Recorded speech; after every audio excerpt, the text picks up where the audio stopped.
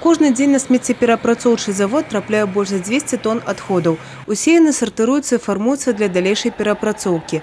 У красавіку на прадпрыемстве пачалася мадэрнізацыя. Павінна з'явіцца новая сартыравальная лінія. Гэта дазволіць зрабіць вытворчы працэс больш аўтаматызаваным. Оборудование будет стоять уже более новое, это и оптические, баллистические оборудования. Те отходы, которые уже имели контакт с какими-то смешанными отходами, я имею в виду вторсырье, оно уже теряет свои потребительские качества, и отправить их на переработку гораздо сложнее. Усё больш у брэсцкіх дворах з'яўляюцца яркія кантэйнеры для асобнага збору смецця.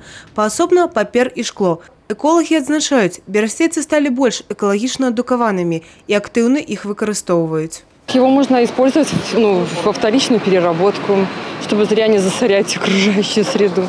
Я разделиваю всегда эти бутылки пластмассовые отдельно, мусор отдельно. Так же самое и стеклянные банки всякие тоже у нас отдельно.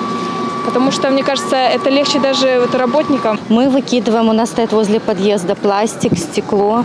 У нас и уборщики сортируют ЖСК, и сами мы выносим. Але адбываецца і так. Замест новых еўракантэйнераў у двары вымушана вяртаюцца кантэйнерныя пляцоўкі старога тыпу.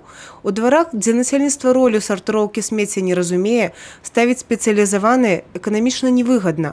Пластык ад паперы ўсё роўна сартыруецца на заводзе. Для сбора сложно-бытовой техники у нас есть два приемных пункта стационарных. Они находятся в разных географических направлениях города Бреста. Поступают иногда какие-то и звонки от жителей. Вот у меня возле дома стоял контейнер, но вы его забрали.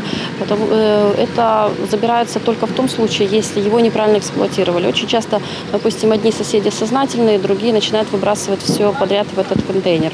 Новую сартыравальную лінію плануюць запусціць у кастрычніку. Паасобны збор – гэта магчымасць даць смеццю другое жыццё і знізіць колькасць пахаваных на палігоне адходаў.